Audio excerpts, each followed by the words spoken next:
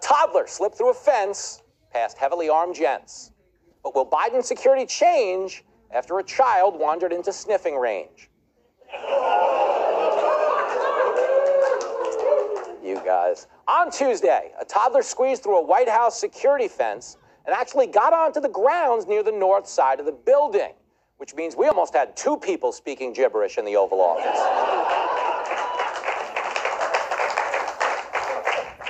Jimmy. Apparently, the White House has spent $64 million since 2019 to upgrade the fence, although I'm guessing most of that money actually went to Ukraine, too. Anyway, the child was unharmed, and the White House safely returned the boy to her parents.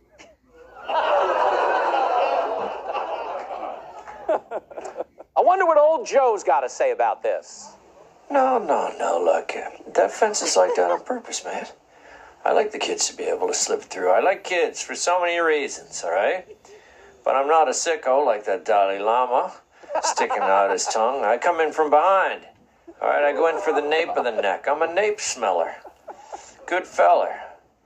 And, it's just kids and ladies I like to smell, that's all.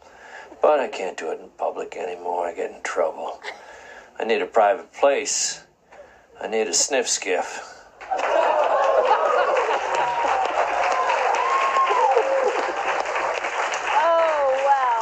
Go to best-selling author Kat Timpf. Are babies the new Chinese spy balloons? They might be. The security breach is disgusting. No, I don't know. I'm just kidding. But it is freaky. What if I was being serious, though? I was like, he should be impeached for this. No. I think that I might be ready to be a mother, because if you can just lose your baby in front of the president and get to keep it, then I'm going to be totally fine.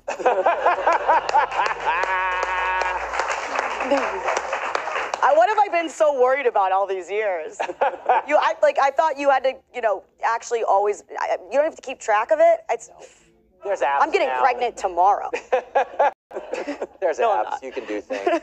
Joey D, you said in the green room they should have waterboarded the baby to make an example. Why? Yes. I think it's because I confuse waterboarding with motorboating. In this administration, it's made for some awkward first dates. Did they get competitive bidding for this project of this fence? Because if there's one thing America knows how to do, it's build a fence that keeps unauthorized people from entering secure areas. What's their slogan like? Almost strong enough to keep out a baby. I don't want to fault this kid, but can't we run a current through the fence, like a little electricity or something? I mean, the kid got close. He sensed there's diapers in there, and he made his move. I don't fault him. He's a go-getter, that kid. I respect it. Chadwick, has this baby inadvertently revealed a way for Joe and Jill to finally hang out with Hunter's stripper baby? Well, to be fair, I think the fence was built to keep Joe in if he was having a bad day. Wandering in traffic.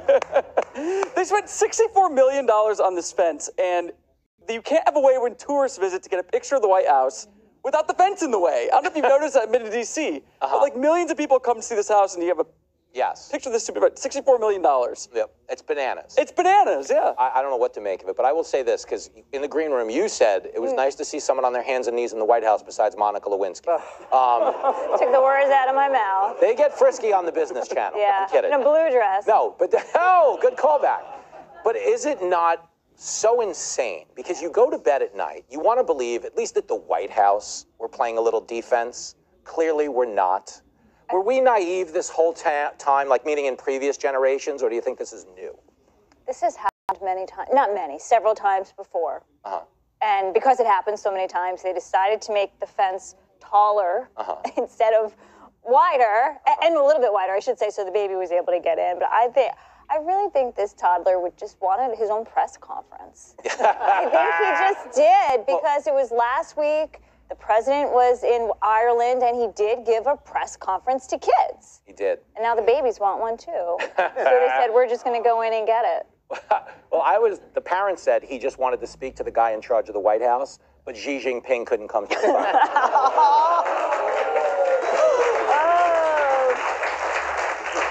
Just let's have this talk, Joey D, collectively. Have you ever felt like we were living in a bigger laughingstock of a country than right now? No, I mean, the only good news is that with trends continuing, kids will be too fat to fit through between the bars of the cage. It brings back like a weird Elian Gonzalez vibe, right? Yeah. When you look at that picture that, I guess the children are easier for our security people to bring down now than the feisty Cuban back in the day. But yeah, I mean, we were invaded by balloons and toddlers. I don't know how we could be making it easier for people to penetrate the perimeter. They literally told us when Biden got re-elected, the adults were back in the room. I'm like, yes, Yeah. and there's toddlers crawling in with them. I mean, we've got balloons and toddlers. The only thing I can think is there's going to be a security issue next with cake. Cake or ice cream causing a problem. I just love your fat kid joke. I think that's really funny.